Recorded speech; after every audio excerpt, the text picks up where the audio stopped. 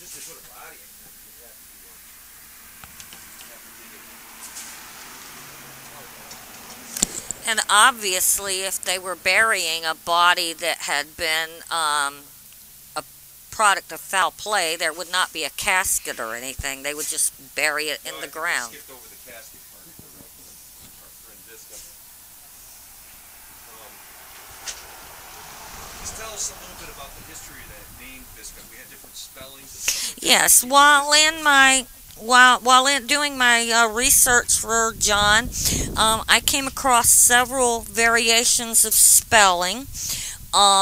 He had provided me with B-I-S-K-O-P or B-I-S-C-O-P or a couple of different variations. And I was not getting anything in Florida with any of those spellings on my searches and various genealogy sites. And I didn't have any luck until I started playing around with how the name sounded and the fact that it could have just been phonetic. So I played around with some obvious variations of the spelling, and it wasn't until I came up with using B as in boy, I-S-C-H-O-F-F. And at that point, that's when I started finding things relevant to the Hamilton County, Florida area.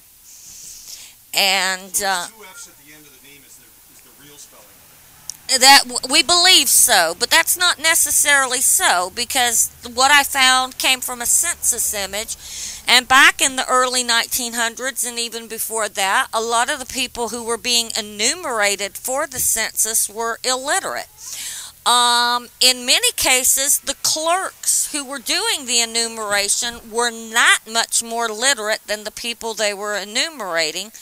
So things were spelled phonetically, and I mean, you can find brothers who live in the same town who were enumerated by different election clerk or census clerks, who would the name would be spelled totally different from each